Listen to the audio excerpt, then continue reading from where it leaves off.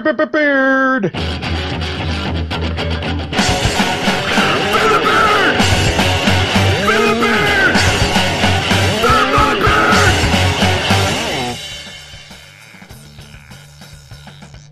From the Fans Talk Podcast family at fanstalkpodcast.com, this is episode 266 of Fans Talk Pro Wrestling.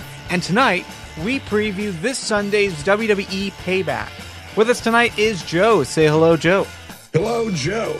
And Nick. I came here to talk cookies. Yes. Go ahead. How do you pronounce it? Trefoil. Trefoil. Or trefoil. Or trefoil. I said trefoil, bitch. Suck it.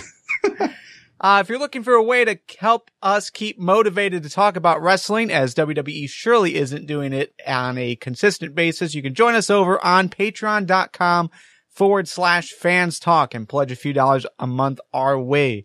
It's the most direct way you can tell us that you appreciate the conversation we have each and every week. All that stuff is over on fanstalkprowrestling.com. There's a big green button. You click it and it takes you there. It's fun. All right, so today is our WWE Payback pre-show. It's we're going to do a full preview and predictions for all of the matches, at least that we're aware of right now. And we're also going to be talking about the news and notes from WWE this week, including the potential realignment of the Wyatt family. It looks like they might be back together. Also, Elimination Chamber is coming back at the end of the month. And Daniel Bryan is out once again with injury. Also some news and notes from TNA and NXT. Obviously NXT Takeover is coming up, and GFW has released their first roster. They made two announcements this week about who's going to be on the initial set of shows. So let's go right into WWE Payback. Here's the card right now. We've got in our kickoff match, we've got Curtis Axel and Macho Mandow versus the Ascension. We've got New Day versus Cesaro and Kid for the tag team championships in a 2 out of 3 falls match. We've got Sheamus versus Dolph, King Barrett versus Neville, Ryback versus Bray Wyatt, John Cena versus Rusev for the U.S. Championship in a I Quit match. And in the main event, Seth Rollins versus Roman Reigns versus Randy Orton versus Dean Ambrose for the WWE World Heavyweight Championship. So, guys, right now, looking at the card as it stands right now, what match are you most looking forward to? Honestly, I'm going to go with either the Tag Team Championship match or the World Heavyweight Championship. I love 2 out of 3 falls matches in the tag team realm. So that's going to be very exciting, especially with these teams. There's a lot of versatility in them. And then, that main event is the Shield and Orton, essentially. I mean, not the Shield versus Orton, but, I'm sure we'll see a little bit of it. I would love to see them all get together. Well, anyway, we'll talk about that later. What about you, Nick? Probably Barrett versus Neville. If only because I think this is going to vault Neville into a feud with Rusev. If the events of this week's Raw are any indication. Because Neville got straight up robbed in that title match. Okay.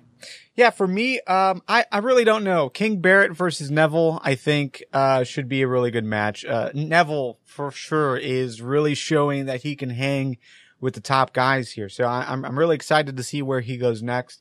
Ryback versus Bray Wyatt, to me, is interesting just because it's two guys that, I've really seen a lot of potential with, but for some reason WWE hasn't always booked them the right way, or at least the way that a lot of us fans would have expected them to. So it'd be interesting to see who gets the upper hand here, since pay-per-views and Ryback as well as Bray Wyatt don't often end well. Usually it's them losing. So we'll see who wins.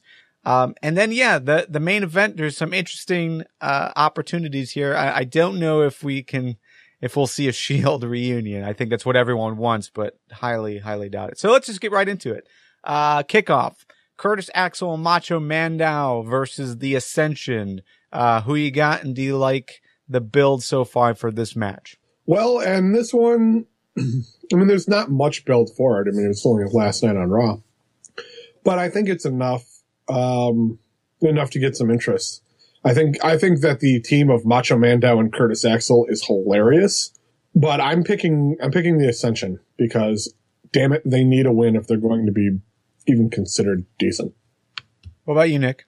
Well, since Nick said one second. Okay. So yeah, for me, I don't know. I don't like this match. I feel how they handled the whole Raw segment between these two groups I thought was pretty weak. The Ascension, we keep hoping that they would do something, productive with the Ascension. And then this week they brought him out, had him do, a pretty lengthy, vocal promo that, it was just too much. It was just too over the top for me. So, and then have them basically get cleared out of the ring with ease by, Axel and Mandow, who really shouldn't be able to get one over on the Ascension that quickly. So, I don't know. I'm thinking they're going to push Axel versus Mandow. This is your kickoff match. You kind of want to start on the right foot, as far as from the fans' perspective, but I can't really see anyone really getting into this match. Nick, what about you? I'm betting on the Ascension because regardless of what happened on the Go Home show, I really don't see what's essentially a comedy tag team toppling the Ascension. It is the Mega Powers, though. Yeah. The Ascension has been kicked around for far too long, and it's mostly been against legitimate tag teams, aside from the collection of old folks and retirees that was, what was it? The APA, the New Age Outlaws, and whoever else was in there. You're right. I don't see that happening again against Mandow and Axel Mania. They've got to get rolling at some point. And I think this is where it starts. Oh yeah. Considering how long Axel's been doing this shtick, and the fact that Damian Sandow seems to just go from character to character, do you see this sticking around as far as the team, as the Mega Powers, especially through Elimination Chamber, now that we know that the tag team titles will be on the line in a chamber match? They may be around for a little bit longer. The comedy tag teams do seem to be dropping out, the established ones at least, like Los Matadores. But yeah, I don't see them becoming a fixture. Okay. All right. So the real tag teams will go at it. The New Day versus Cesaro and Kid for the tag team championships. This is going to be a 2 out of 3 falls match. Overall, your predictions and what do you really expect from this match, Joe? Out of this match, I expect it to go to all 3 falls.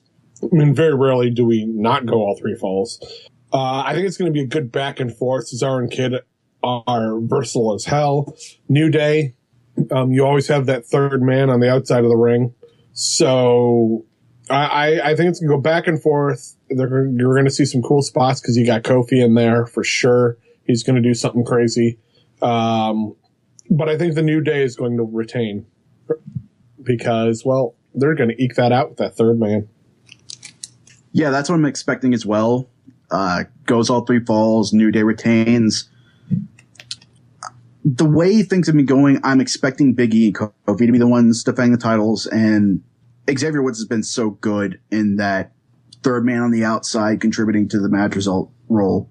I'm just expecting more of the same, really, which is going to be awesome. Yeah, just looking at the live chat. Live chat is unanimous with the New Day. I'm also going to go with the New Day. I think just the way that they are embracing the reactions from the crowd, really playing into it, really just pushing that heat that they're getting, I think is fantastic. So yeah, overall, I'm going to go with the New Day as well. I also expect this to go to the third fall because it always does. But it should be a great match, maybe match of the night. Real quick, yes or no? Does the New Day market merchandise in the form of New Day socks? New Day socks? That would be awesome. Yeah, that would make for a great backstage segment and nothing else. The fans would probably finally get the chant right. Yeah. Yeah. I would definitely love to see that. We'll see. I would totally wear some New Day socks. Yeah. And maybe Big E can maybe market a sandwich and then it could be New Day subs. New Day subs. Man, I could go for a sub right now. I think it would make an excellent representative for Subway. Agreed. All right. Sheamus versus Dolph. Who you got, Joe? Sheamus versus Dolph. I think this is going to be a good match, but I think Sheamus is going to win. I don't see Dolph winning. They're kind of using him as the stepping stone. He's become WWE's Matt Hardy when Matt Hardy was around, where he'd put on a good match. He just was the guy that helped elevate everybody else. And the way he sells, I can understand it. But yeah, I think Sheamus is going to win this one because Sheamus needs the win. Yeah, I figure Sheamus will go over as well, if only so that Dolph can win the rubber match at SummerSlam. So yeah, straightforward, clear win over Dolph. Man, yeah, I'm going to go with Sheamus as well. Just because Dolph picked up the win last time around, it does look like this is going to continue. And I'm guessing both of these guys are going to compete in the Intercontinental Championship match at Elimination Chamber. So SummerSlam, yeah, I mean, I could definitely see it being extended there. But yeah, overall, I don't know. I know I'm in the minority of the IWC, but I am not into Dolph anymore. I'm just not. It's like there's a lot of people that are talking with us as far as, on Twitter or Facebook or whatever about the lack of interest overall in Sheamus. But for me, it's not Sheamus, it's Dolph. Like, I like the new Sheamus. I like how Sheamus came in and is doing exactly what we've wanted to see for years. He's just dominant. He's bad.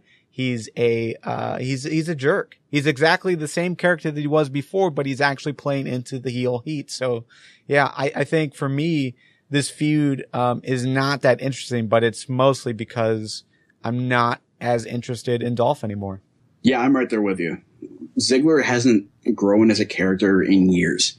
I respect the man's ability to sell, and I usually enjoy the matches he's in, but most of the time for me, it's due to the other guy.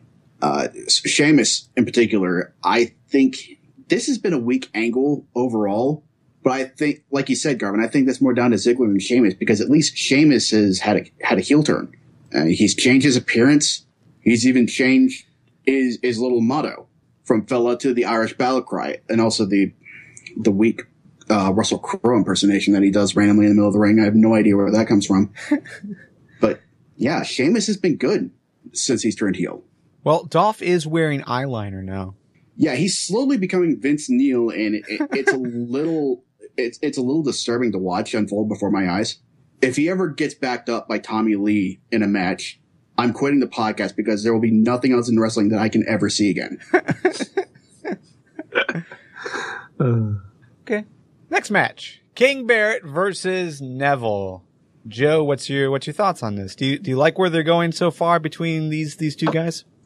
I do, and I really like the fact that it kind of stemmed from that Barrett promo that he did in the UK that was not on video, where he said he was retiring at the end of his contract, and yes, and someone was going to have to carry the torch, and he says Neville is going to be the guy to carry the torch for the British fans, and then turned on him. I love these two guys working together. They're both extremely talented. Sky's the limit for Neville. Barrett is just a solid worker. I just don't know who I'm going to pick in this one. A lot of me leans toward Barrett because Barrett really needs to build the King heel. But then again, Neville needs to keep stepping up, and I don't know if this is exactly where he's going to step up. So what are your guys' thoughts? Maybe you guys can convince me one way or the other. Go ahead, Nick. Like I alluded to earlier, I'm thinking Neville's going to win here, if only because Raw built up the idea of a Neville versus Rusev feud for the title. Neville, to me, he very clearly had that match won with that red arrow, and then Rusev came in and robbed him of that win. So after Payback, I'm imagining, and this is kind of dependent on Rusev winning the title from Cena, which I realize seems unlikely, but I'm hazarding a guess that that's what's going to happen. And then I expect Neville to be the guy, if not to take it from Rusev, then to really give him a run for his money. So yeah, Neville wins at Payback and goes on to Rusev. Okay, so I agree with you on the idea that Rusev versus Neville would be a good feud. They did build that initial tension that you need to start the story. So yeah, I think overall, Neville has shown that he can defeat Cena, therefore be, considered the top of that title race. But I don't think he needs to win this match to continue that. I mean, Neville, despite losing, I think a majority of his matches so far, since he debuted on the main roster, he has shown enough that the fans are behind him, that obviously WWE is behind him. The announcers are behind him. So I think, a loss here wouldn't necessarily be damaging, and it wouldn't necessarily put him in a spot where he wouldn't be in consideration, for the U.S. Championship after this. But yeah, Joe, like you said, with King Barrett, he does need some wins behind him to keep that momentum, to keep him, strong. The thing is, you see the Money in the Bank guy, as soon as he wins that, he starts losing matches. But with like a King of the Ring type thing, like you kind of need to win matches to retain that label. So yeah, for me, and also this really will push, the heel side of it. So for me, I'm going to go with King Barrett. Well, I think I'm going to go no contest. It's either going to be a double count out or like a double pin thing. They're going to keep this going. They're going to double pin. Double pin, they both kind of, they're laying there and they both drape an arm over the other guy. It's happened in wrestling before, damn it. And I think if they do that, then we have a good match at SummerSlam. Okay. They'll probably both be in the Elimination Chamber as well, so. Now, there's no stipulation attached to this match, correct? Correct. Correct. I can very easily see a scenario where Barrett gets disqualified by attacking Neville with the scepter. The King Stick, you mean? Yeah, the King Stick. I could see that. That's, yes, he just has to look like the Weasley King-like, heel. So if he wins, great. If he doesn't, if he loses by disqualification, I think that's fine as well. So yeah, I think I'd be okay with that scenario. Live chat looks to be mixed. We've got, some votes for Neville, some votes for Barrett, as well as England. England will win this match. But not Lee. No, not Lee. Ryback versus Bray Wyatt in the winner finally wins a pay-per-view match. Who you got? I'm going with Wyatt. Ryback can always come back and just be, I'm Ryback. I read the secret and I'm gonna be a champion at some point. Feed me more. Wyatt, on the other hand, he's got more to work. He's got the great persona. Now he just needs some wins to really build himself up so that we can see him go for a championship. I'm betting on Wyatt as well. The thing is, as publicized as his losses have been, the dude's been a juggernaut as far as total matches go. He's got a particularly high win percentage, one of the highest in WWE. You can check profight.db.com if you want to check the results on that. Right. I really don't see a scenario where Ryback wins here. There's just no reason for it. And I think I'll get into this a little bit later, but as far as the new Face of Fear persona goes, he needs to start backing that up. He needs to start doing something other than the promos from the Tron. If nothing else, he needs to be in the ring instilling fear in his opponents. Whether Ryback is intelligent enough to be afraid is an entirely different issue, but you need to see the effort being made there. Yeah, I mean, wins and losses make a complete difference when you're, building a character to be believable. This is becoming, Bray Wyatt is becoming, the wolf in sheep's clothing for me, where, I keep expecting big things to happen because WWE devotes so much time to him, but for whatever reason, once it comes to that big pay-per-view match, he loses. And that impacts it so much that makes a huge difference in his credibility. And I don't know why, or maybe WWE does see that. Maybe that's in their ultimate plan is to, I don't know. I don't know how that even makes sense, but for some reason that's the direction they've been going. I don't know. They're doing a really shitty job of building him. Yeah. Like, full stop. Again, he's got a great win-loss record, but nobody seems to remember that. All anybody seems to remember are the big losses, and that's the WWE's fault for not changing that. Well, especially because, like, he wanted to become the new face of fear, and to do that he had to defeat The Undertaker, but he lost, but he's still pushing that. Yeah. Again, it's like, WWE hopes that we forget things, but we don't.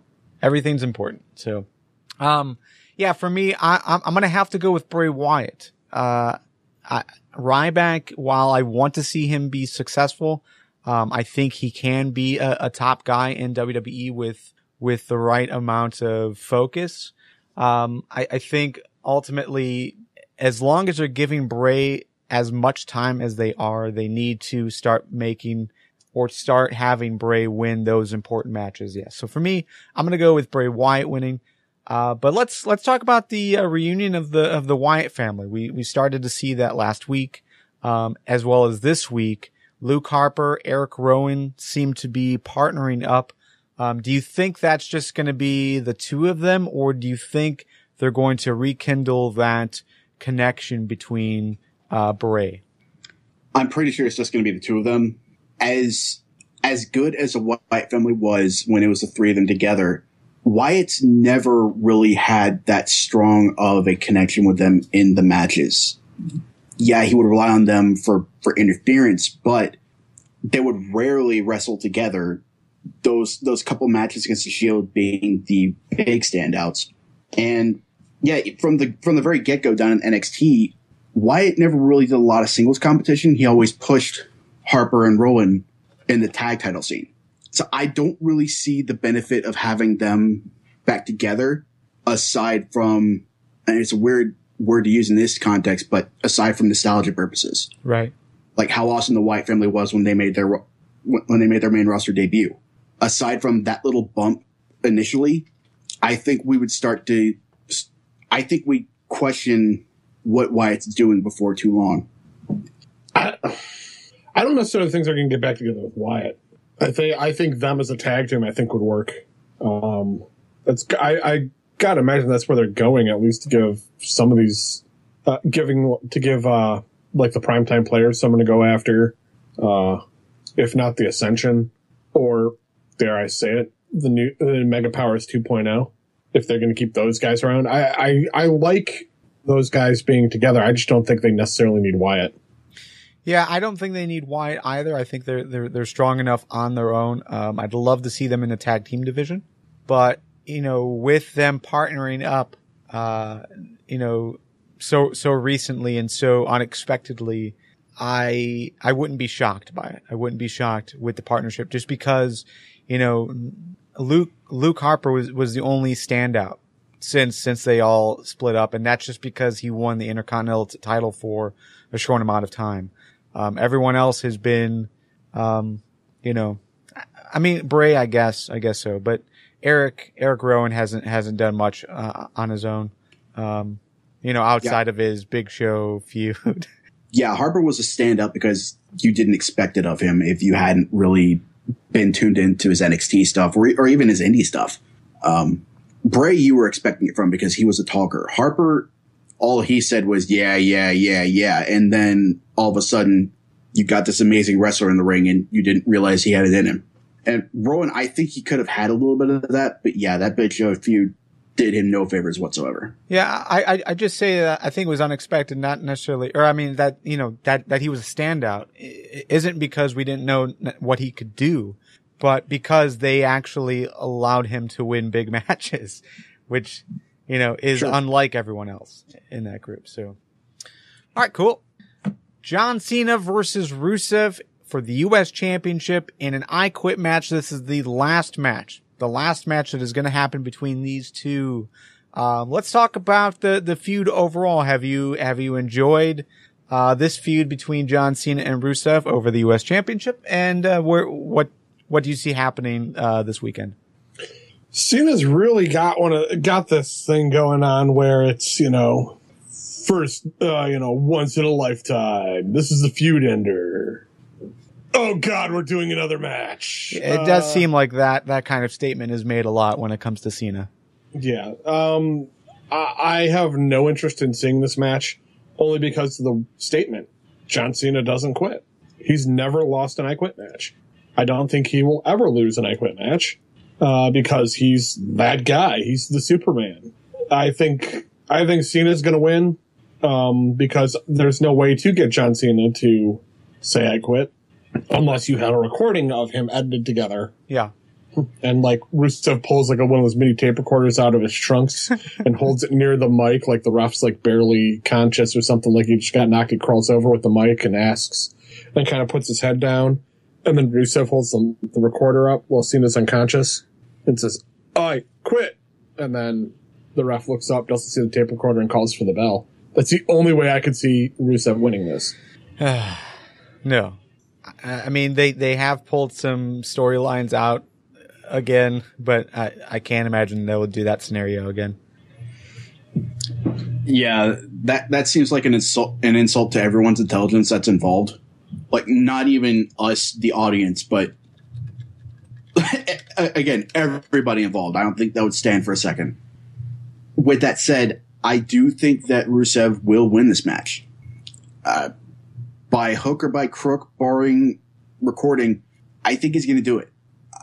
I'm not personally vested in either outcome of this match, just because this feud really has worn on me.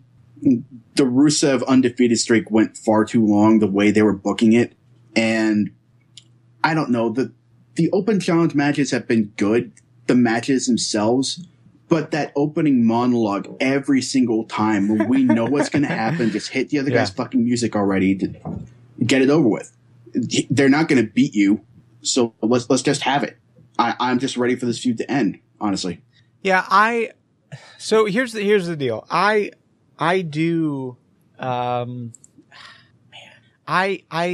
enjoyed the feud overall. I mean, there's bits and pieces that I don't like, and just look at where the U.S. Championship is compared to where it's been in years past. I mean, we don't necessarily like the pieces. We don't necessarily like, the way, every match has ended overall, but we're getting the U.S. Championship in such a high profile scenario every single week. It's been so long since we've had that, and that's something that we've really wanted. We've looked at Cena as the guy, like when Cena picked up the U.S. Championship, we knew that this was what we were going to get. And, for me, I was looking forward to it then. I think every match that he's been in has been a good match, has been a really good match. Just about every single match has gotten this is awesome chance. And we can shit on Cena all day, but, overall, it's partially because of him that those chants are coming and that those matches are happening. So, yeah, overall, I think this has been fine. But yeah, as far as the predictability of it, it's been too predictable. It's obvious that Cena's going to win every match. And yeah, I'm tired of that. I want someone else in there that we know is beatable, and that this can be, a more volatile, division. So yeah, I want to see Rusev back as champion. So that's where my prediction is going. What about doing some, ultimate fantasy booking here? Mm-hmm. And we'd see a double turn. So, Billy brings up a thing in the chat saying there's no way Cena quits, especially with the, oh no, I'm sorry, wrong one. Where'd it go? I lost it. It was Robert who said it. Lana tosses in the towel for the auto I quit. What if she does that because she's hooking up with Cena and they both turn on Rusev, making him the sympathetic character and therefore the face, and Cena and Lana go off? Can you do that? Can a manager throw in the towel in an I quit match? Yes. But that's not I quit. That's he quits. I would imagine that the corner could throw in the towel. Kayfabe, Nick. Kayfabe. So yeah, I think I think that would work. The issue, and just to back up that idea, we have heard rumors that WWE wants Lana to become like one of the next big faces of the company. And, you know, despite, the scenario basically doing the double turn, for a lot of fans, WWE would probably look at this as Lana's way to become super over face, even though that's not what would take place. So, don't know though. I think that's the issue, is that, you know, Lana would throw in the towel, Rusev would lose, Cena would win, but, it wouldn't be a double turn. I like the fantasy booking. I like the idea, but it wouldn't be a double turn just because WWE wouldn't allow it. Also, it's pretty obvious and, promoted that Cena is with the Bella. So the hookup would also be kind of awkward. Yeah.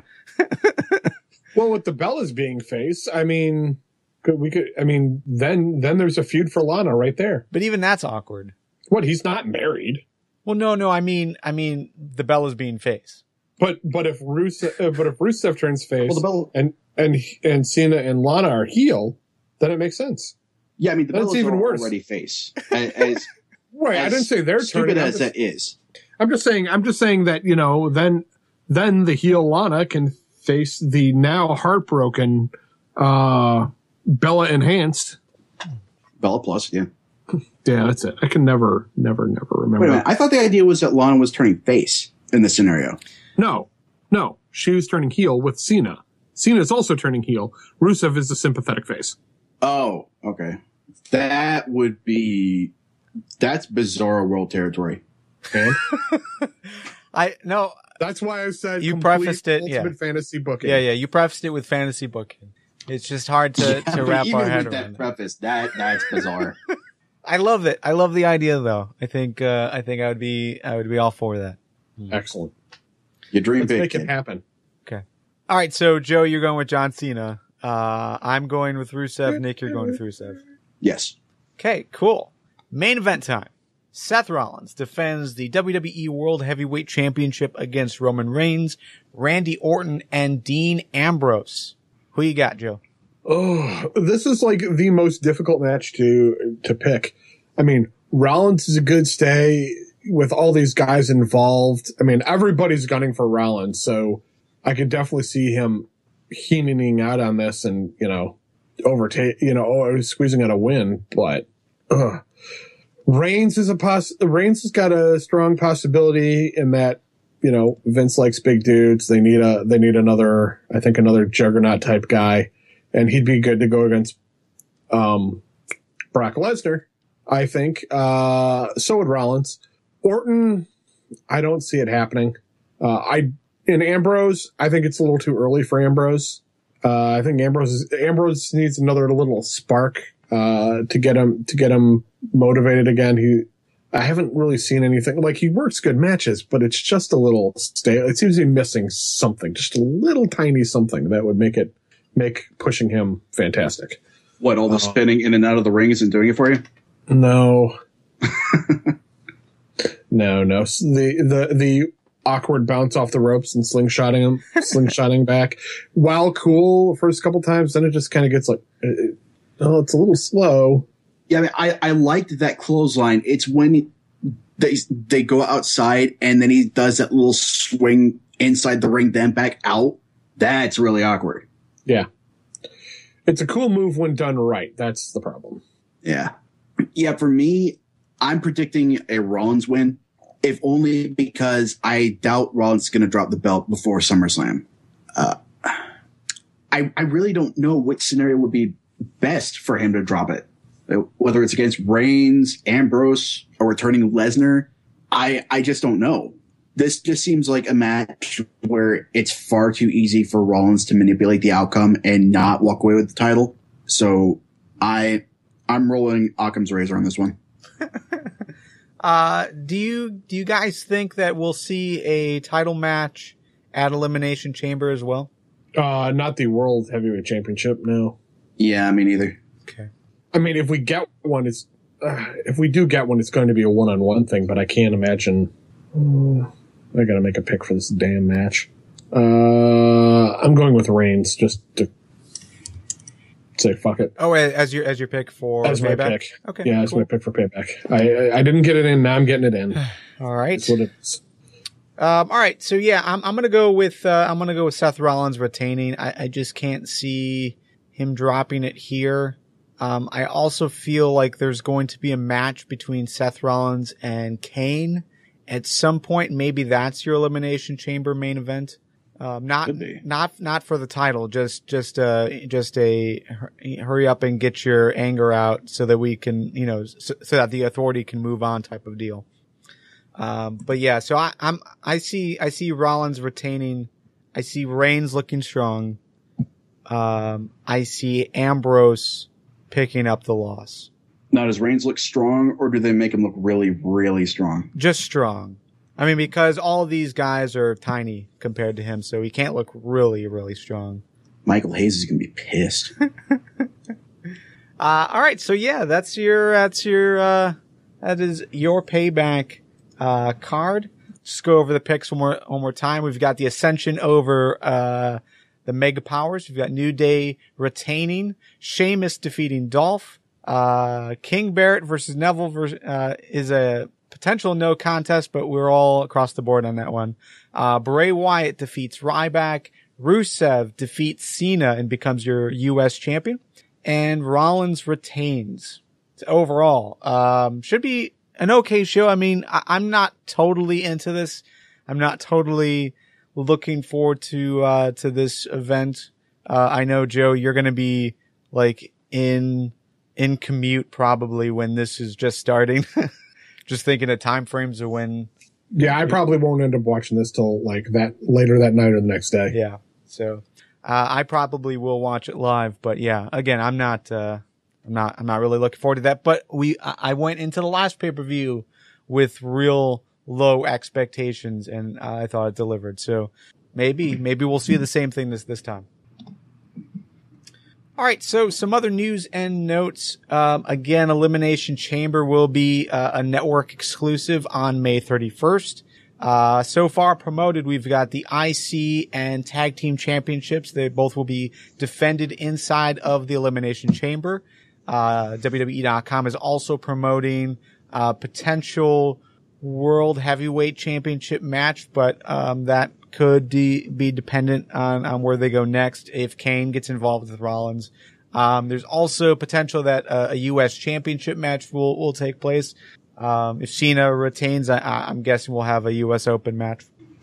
All right, so yeah, that's Elimination Chamber. We also that's it. Daniel Bryan. Let's talk about Daniel Bryan. He relinquished the Intercontinental Championship. He is still out for an extended period of time because of injury. It's been about 2.5 months since he's competed. And, no one knows what the injury is. No one will disclose that. Daniel Bryan won't talk about it. WWE won't talk about it. So what's your expectations? Do you think that Daniel Bryan is back before WrestleMania next year? I would be surprised. Just given the amount of time he was out this last time, and hindsight being 2020, it seems obvious that they brought him back too soon. I've seen the suggestion that he take a year or two off. I don't necessarily know if that's too much, but yeah, he obviously needs a lot of time to recover. WrestleMania could be doable. It's just really hard to tell. The only thing I know is that him being on Tough Enough is a really good way to keep his name out there. Yeah, agreed. I do like that he's on Tough Enough that we'll still see him despite him not being able to wrestle. And I think WWE played that card perfectly. So what about you, Joe? Yeah, I'm so glad he's on Tough Enough, but I think this is pretty much the end of his career. Which sucks because he's a freaking talented wrestler. He's just coming into his own. He could really be just that top echelon star that he was, but I mean, just he could be huge, like nearing Rock or Austin level huge. I really hope it's not the end of his career, but maybe he needs to HBK it and take like 4 or 5 years off. Yeah. And that's how I'm looking at it too. I wouldn't say that extended period of time, but definitely take a year off and not even try to come back, for like at least a year. And it's so hard to really speculate just because we don't know what the injury is. We can, assume that it has something to do with the injury that he had last time around, but there was all those rumors about concussions and yada, yada, yada. So I don't know. I don't think he's done. I don't think he's going to retire, anytime soon, but I do hope that he does what's best for him. I mean, the dude's, he's held the top title. And he was one of the biggest names in the industry for at least a year. He's going to get married and have kids. No, he is married. Sorry, he is married. He's going to have kids. He's lived a good career. So there's no. I know that he wants to do more, but if he called it a day, he would be fine. Yeah, dude's a Grand Slam champion. So overall, but I do hope that he takes at least a year off. So, all right, let's jump out of WWE and jump into some TNA talk. TNA, some news. Billy Corgan is now pretty much the head of creative over there. He's doing a bunch of different things. He's already talking about different changes that he plans on making. He is connecting with fans over Twitter and Facebook, etc. Definitely wants to make changes for the better in TNA. What changes are you most hoping for? Firstly, is it just recently come out that he is actually head of creative? He's title, vice president. Yeah. Or something. Okay. He's pretty much taken Corgan over. had an interview on Jericho's podcast where he said that he was on the same level as Lagana and Conway, and they're all operating under Gaburik. So he's not actually head of creative, but according to him, he is in charge of character development. And yeah, basically he's on the same level as the two guys that have been around the longest in creative, Lagana and Conway. So yeah, he's up there, but he's not actually head. Okay. So title excluded. What changes are you most hoping are made or that need to be made? Characters, first and foremost. There are a number of guys that aren't being used. Samuel Shaw leaps to mind. Bram hasn't been seen in a while. There are a few other guys that really need help, like Tyrus. I hope we start seeing more out of him. And I hope we start seeing new guys, period. He talked a lot about, he knows half a dozen names off the top of his head that could come on TNA and start working for TV right off the bat. And it kind of seems like he's well on his way to doing that because there have been backstage photos of both Roderick Strong and Chris Hero, like backstage at TNA talking to talent. The one that I saw was those two guys were talking with Galloway.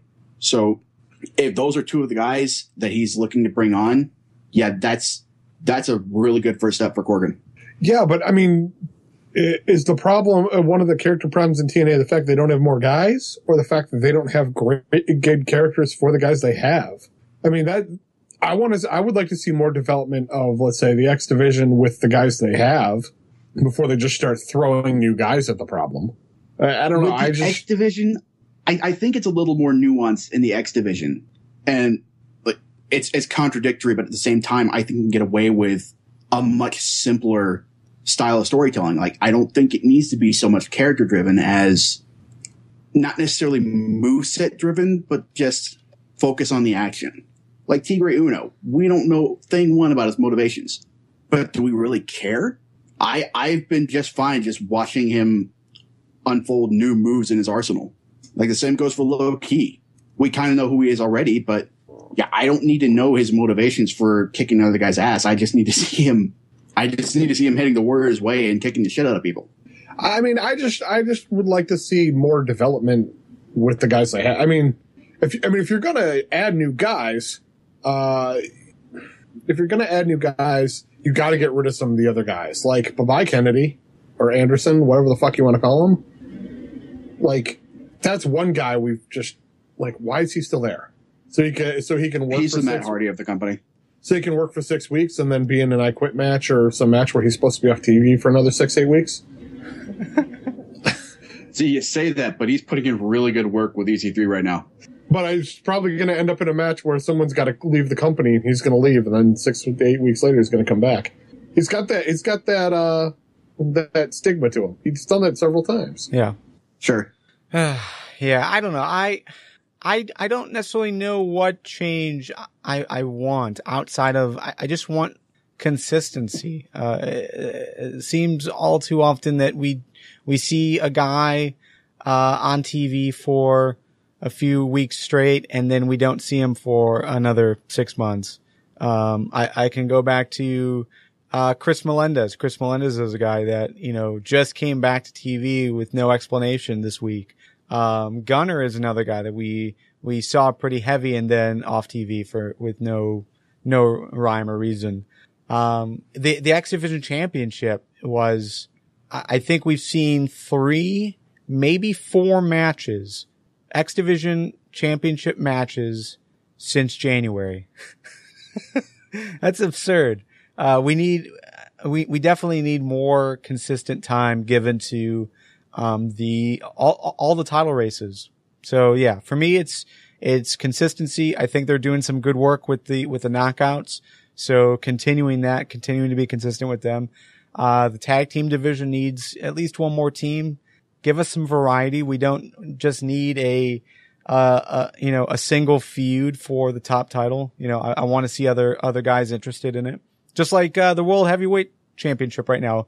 There's a list of, like, I think 4 or 5 guys that have, laid claim to a title shot that are a part of that top title race.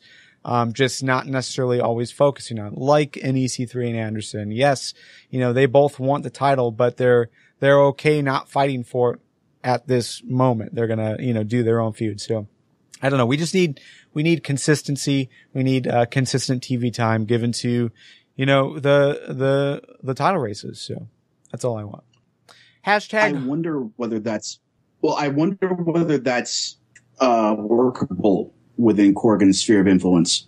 Because, like, focus on the X division, the Knockouts division, broader scopes like that, maybe.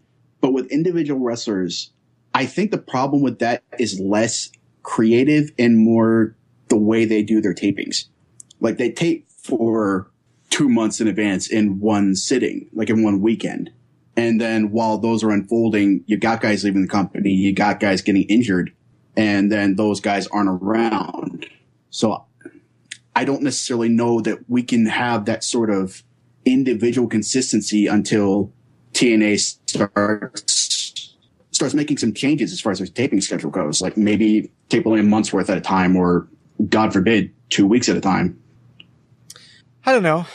I mean, yeah, the X Division champion doesn't need to defend every week. Yeah, the X Division championship doesn't need to be, seen every week, but to show life in the division every week, I think that's easily attainable just by giving them a match, just one match.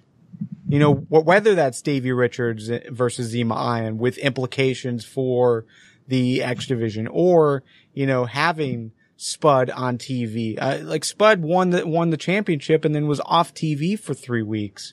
Yeah, it's partially because of, the taping schedule, but still, I mean, he can be on TV. You can have the X Division champion on TV bragging that no one can beat him. He's the X Division champion. I mean, a minute video package could easily make that, consistent.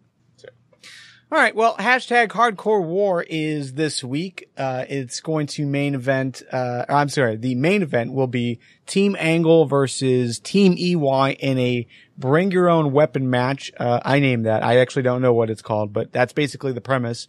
You bring your own weapon. Each person that is in the match, can bring whatever weapon down to the ring with them. It's 5-on-5. I don't even want to go into predicting who's going to be on what team, but I can assume we're going to see BDC versus the Rising in here somewhere. Nick, what about you? Do you think? Probable. Yeah, that's the only thing I could think of. I can't really see who else would team there. Maybe have Melendez on Team Angle. So, the Rising's 3, Melendez 4, Angle 5, EY and the BDC is 5. So, right? Well, assuming Homicide is back. Yeah. So yeah, I guess that's only 4. So they would need a 5th. But still. Yeah. I can't really see anything other than that. Also, maybe if they lumped in EC3 and Anderson. Yeah, but I really can't see that either. Yeah. I don't know. Just the EC3 part. I can't see EC3 teaming with EY and the BDC. Yeah, namely with MVP. Yeah. So, okay. Well, outside of the way, we got there's a rumored 3-hour pay-per-view level Impact coming up, later on this month for TNA. It's actually only being promoted by Destination America, and I think it's only in their upcoming programming list. May 22nd, so it's next Friday. A 3-hour Impact. Nothing has been said by TNA yet. There was rumored that it could be Destination X, but I think that's been proven false, I guess, as far as rumors go. But yeah, I don't know. I don't know what this means. But that's a long show to have on a Friday night. I can't imagine that's going to be any more successful than their normal Friday show. What do you think, Nick? I really don't know how successful that show would be. I can't say. All I know is that it sounds like a pretty good birthday present for me. Yeah. I mean, it should be okay overall. It is just oddly placed, I guess. Because we're about a month away from Slammiversary, so to have a big special like this so close to that almost defeats the special feeling of Slammiversary. It does make me wonder if Destination America is playing with the idea of emulating the WWE in that regard, especially if Corgan does make good on his ideas about expanding the roster with TV ready guys. Oh. Or even that idea about TNA getting its own developmental system. You're not suggesting that Impact is going to potentially be a 3-hour show every week, are you? The WWE did it. No. They seem to be making it work. TNA is going to do 4-hour revenue. shows. TNA is going to do 4-hour shows before the WWE can. Oh, God. I hope not. With a third of the roster. That's going to be awesome. Oh, I mean, man. as far as revenue goes, it's a hard proposition to argue against. From a quality perspective, it's absolutely easy to argue against, but that's a bad thought. All right, let's move on from that. Nick and I talk every week on a little series called Fans Talk TNA. It's where we recap and review every single show. It's out on the weekends, usually like a Saturday or Sunday. So definitely check that out. FansTalkTNA.com for some more TNA talk. All right. So again, this month is huge for wrestling. We've got basically 2 pay-per-view type events from WWE. We've got Payback this Sunday. At the end of the month, we've got Elimination Chamber. From TNA, we've got a 3-hour Impact coming next week. NXT on May 20th. So next week, NXT Takeover. They're doing another special event, a special live event. The card right now is Baron Corbin versus Rhino, Finn Balor versus Hideo Itami versus Tyler Breeze for the number 1 contendership. The tag team championships are on the line between Blake and Murphy versus Enzo and Big Cass. Sasha Banks defends the NXT Women's Championship against Becky Lynch. And in the main event, Kevin Owens defends the NXT Championship against Sami Zayn. So we're going to be previewing that in full next week. Next week's going to be another big show. It's going to be the Payback recap as well as the preview for NXT Takeover. So definitely looking forward to the spending some quality time talking about NXT. Also in the wrestling world, Global Force Wrestling finally released some names as far as their roster is concerned. I believe they've got tickets on sale for their first set of tapings in Las Vegas. And here are some names that have been dropped so far. We've got PJ Black, also known as Justin Gabriel, Davey Boy Smith Jr., Cliff Compton, Chris Mordeski, also known as Chris Masters. Tyrus is actually on the roster. Sonata as well. Sanjay Dutt, Jigsaw, Carl Anderson, and Doc Gallows. The Young Bucks, Lady Tapa, and Thea Trinidad, also known as Rosita. So, guys, what do you think about this roster announcement? It's a lot of indie guys. We got our first, ship jumper, I guess you can call him, Sonata, jumping from TNA to be a GFW member. Tyrus playing both sides of the fence. It seems I haven't heard any news of Tyrus leaving TNA. So yeah, overall, what's your guys' thoughts about this roster? Are you looking forward to what GFW can bring? I wish when they announced it, they weren't like vague. Cause to me, that read very vague. Oh, we got this guy and this guy, and they're just some of the people who are coming back. Like just give us a fucking list. There actually is a roster page that is there now? If you search for GFW roster, there is a roster page that comes up in the search results, but it's blank. But it's like globalforcewrestling.com/roster or something like that. Yeah. So going there now just to look. Yeah, it comes up blank. You're right. So just give us a damn, you couldn't have put that in the press release. Like, oh yeah, they put all this stuff in and then say like the current roster is boom. Well, a few of these names were listed in a press release, the initial press release. Right. Which I saw, which to me was weak as shit. Yeah. Well, because they presented it as if it was going to be like this live event that we could all like participate in or like watch online or something, and then heard nothing for like 3-4 hours, and then finally GFW releases like this press release. Yeah, I don't like the way they built this up. Jeff Jarrett hyped this thing up to the moon and back, especially after he got that little board of directors or board of sponsors or whatever. He released a video series called The Journey about joining the Force and interviewed Jim Ross, Kevin Nash, Mick Foley. And then it's all this hype built up for a series of tapings in Vegas and an incomplete roster. I like most of the names on this list, but it's very underwhelming after all the hype that's been associated with it. And you'd think that Jarrett would have learned about this by now, between what he experienced in TNA and just everything else in entertainment where you hype and hype and hype and hype and hype for years. And then no matter how good the end product is, it's never going to live up to all that hype. It was just poorly handled to me.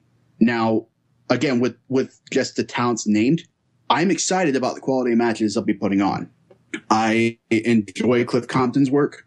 I've enjoyed the shit out of Sonata's work. Sanjay Dutt, yeah, obviously awesome. Jigsaw, I love him in pretty much any match he's in. The Bullet Club is going to be entertaining. And Tapa, I don't necessarily know. Like, yeah, obviously I saw her stuff in TNA, but she never wowed anybody. So I am curious to see if she's made any improvements there. So if nothing else, I am intrigued by the kinds of matches they could put on. It's just been mishandled every step of the way. Yeah, I've seen a lot of criticism online as far as, people not happy with the roster that has been announced. Basically equating this to an indie show that you can get an indie show with a majority of these people on it for, a $12 or something like that, So to promote this as like your big roster reveal and this is it, a lot of people seem to be disappointed, but I'm not necessarily disappointed with the roster, but I am disappointed with with the lack of, professionalism almost. Well, it just, yeah, it's immediacy. It's professionalism. Like I was hoping that when Jarrett was talking about like, using the internet more and making changes to the industry, I really took that seriously, and it doesn't look like they did. And yeah, like you said, it's been all hype, and for the hype to hype the next thing, and that just to be hype for the next thing, and that to be hype for the next thing, this was a bit underwhelming.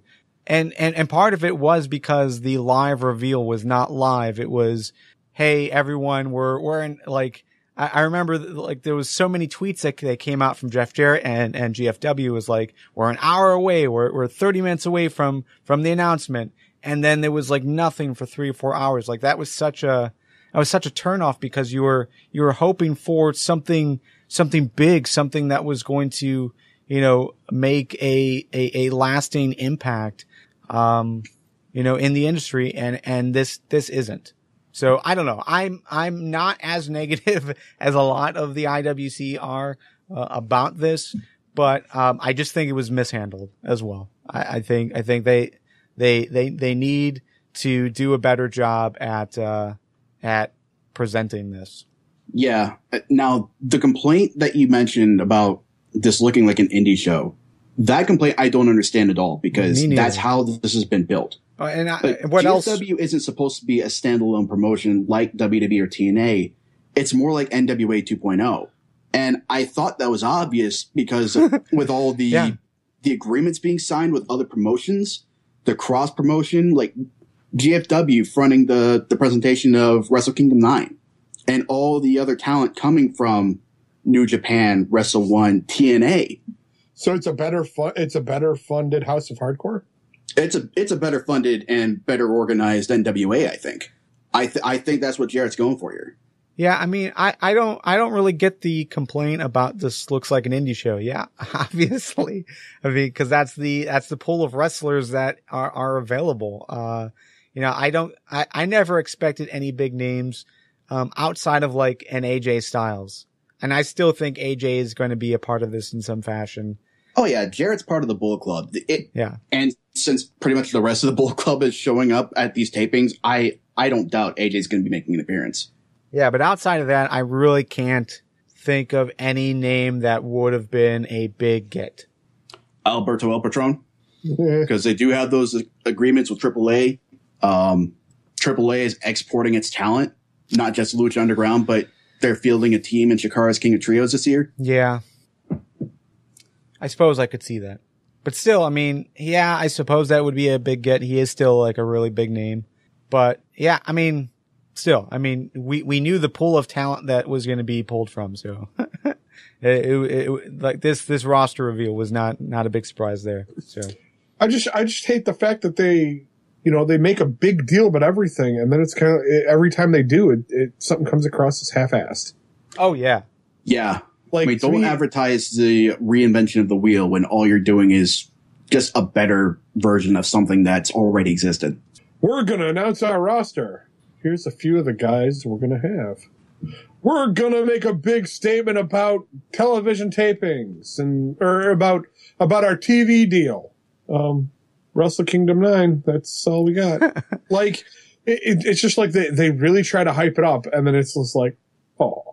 Yeah. The expectation though, because it's like drunken sex. That's what it is. Like you've been blotto for like the entire evening. You're going to go at it, and then it's half stocked and just. Yeah. Not that that's ever happened. No, not at all. Chael Sonnen is your analyst, your main commentator. That's right. The expectation is we will still get JR as your second commentator. So we'll see. Oh God. But that is the expectation right now. Yeah. So I don't know. If JR is on play-by-play, I'm watching these tapings on mute. Yeah, I'm not. I don't know. The closer we get to this actually happening, the less I'm looking forward to it. I wish we could rewind when this was first talked about, and just go back to that, because that was like before Lucha Underground came out. That was before, there was the big push for like Raw alternative and all that stuff. So, we needed the alternative then. Now, I don't know if we need it anymore. Like, NJPW's got their show on Access that a lot of people are talking about. They've also got their English version of New Japan World. Yeah, they've got their stuff. So, Jeff Jarrett took way too long to do this, and I don't think this big wrestling boom that he thought he was going to be jumping on, I think it's already past him. And I know that's a negative thought, but I think he missed the boat by not jumping on this sooner, by taking so long to accomplish or even begin what we're seeing now. So I agree with you completely. It's just you're right. I think you hit the nail on the head. Thanks, Rob. No problem. No, seriously, I think that it just took too damn long. Had he had something more of substance when he first started this push, we'd be talking differently. That's all. Yeah. All right. Shove in a win fail. Women wrestlers aren't getting paid? Why do you do a job? Here is your win. You do any job, and fail is to fucking get paid! Of the week. Joe, your win of the week. My win of the week is that Goldust has come through surgery successfully. Had shoulder surgery, and as of like an hour ago, he's in recovery, taking a picture. Thank God he's got a blanket over his crotchular area, because all he's wearing is a hospital gown. Is he wearing the makeup, though?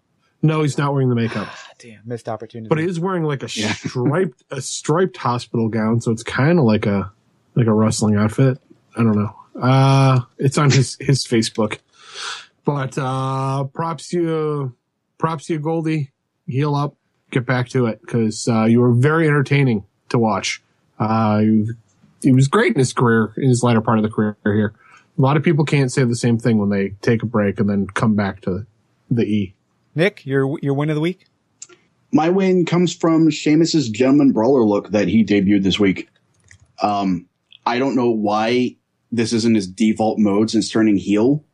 That the hair laid back is a much better look than the mohawk. So I won't say I'm hopeful that he retains that look, because I fucking know he won't. But it was nice. Yeah. Yeah. I was okay. I thought it was kind of odd at first, but yeah, he couldn't really wear a hat and the mohawk at the same time. So, if you're going to go with the hat, slicked hair back, was pretty nice. Yeah. Just any hint of bad lawyer hair. Just bring that back.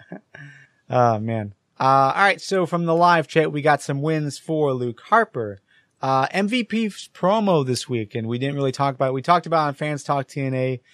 Check out that conversation. There was a lot of controversy with MVP's promo. So, but it seems to have, excited a lot of people, actually.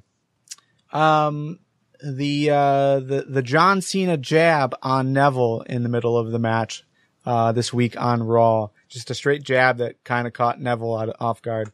That was pretty cool too. Lucha Underground, Melissa Santos dropping the yo shit bomb. Yeah, we talked about that on Fans Talk Lucha this week. And, my win of the week is just going to the fact that there's so much wrestling happening right now. Just that there's so much movement from TNA. TNA is going to have their, potentially, who knows, maybe it was a typo from Destination America, but 3-hour Impact next week. Be interesting to see what happens with that, and Slammiversary right around the corner. WWE having this special Elimination Chamber. I think that's a nice surprise.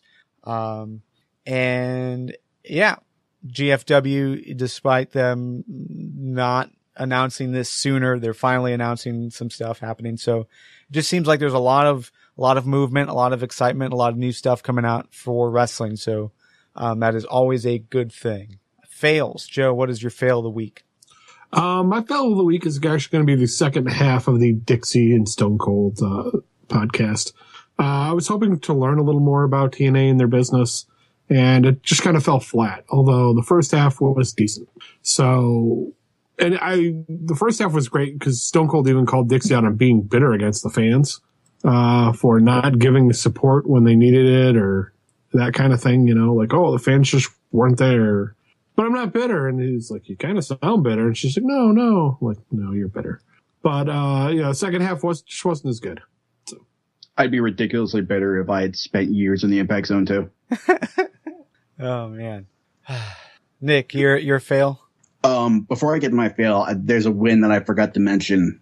Last night after Raw, Beyond Wrestling had their test stream for their second Raw alternative, and I got in there midway through, and the last match they closed out with wasn't anything special, but the women's match that they aired from PWX from a recent event, Candice LeRae versus Tessa Blanchard, that was a great match, and I think Beyond Wrestling's they're offering that footage on their YouTube page. So, if I'm not just making that up, please go ahead and check that out because that was a great women's match. Fail. Sheamus' Russell Crowe impersonation. Are you not entertained? That is absolutely no place in his repertoire. He needs to drop that shit right now.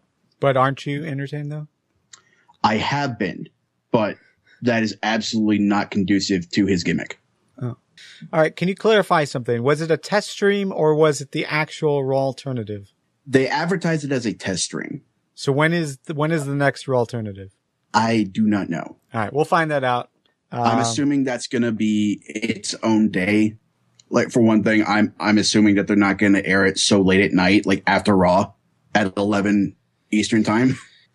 And I'm assuming that they're going to be having more matches because they've advertised more promotions than just 5. So that's what I'm assuming. Yeah. And I don't think they will stream in competition with Raw this time either.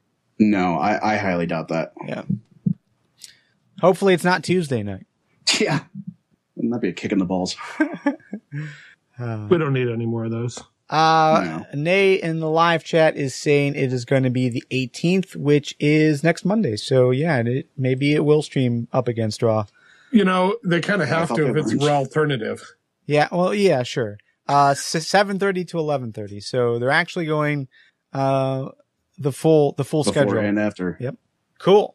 My fail is going to go to well, actually, I'm going to echo Beanbags in the live chat. His fail is injuries. My fail is injuries as well. Specifically the Daniel Bryan thing. Just a shame that it has come to this point when he has to drop the title. Like, I wish we knew more. But I'm glad that there are still opportunities for us to see him, on TV with Tough Enough coming up. Supposedly he is scheduled to be at Payback and at the following Raw. So, maybe he will become an on-screen character for the time being. I think that would be pretty cool to see. So we'll find out. We'll find out what actually takes place. But it's a shame that he's done for however long he's going to be out. Yeah, this is not a good time to be holding a title belt between Daniel Bryan and the Hardys vacating the tag belts. Yeah, man. All right. So final thoughts before we head out? No, I'm good. Okay. All right. So, everyone who is listening, and who has been supporting us over on Patreon, expect some extra content coming, probably over the next week or two. Our schedule has been kind of in flux the last couple of weeks. So, no extra content this week. Obviously no extra content last week because we did not record a new show. But we're going to be doing that again soon. So stay tuned for that. But with that, it's time to say goodbye. Thank you for being here. Let's continue the conversation over on YouTube, Twitter, Facebook, or wherever you are. Leave a rating and review if you are using an app that allows you to do so, specifically like iTunes or Stitcher. Definitely spread the word. If you know someone who is looking for a good wrestling podcast, or you're friends with other people who like wrestling, bring them to the conversation. We definitely want to continue to grow. For Nick, Joe, everyone who came here to talk wrestling, thank you. And we'll see you next Tuesday. Goodbye.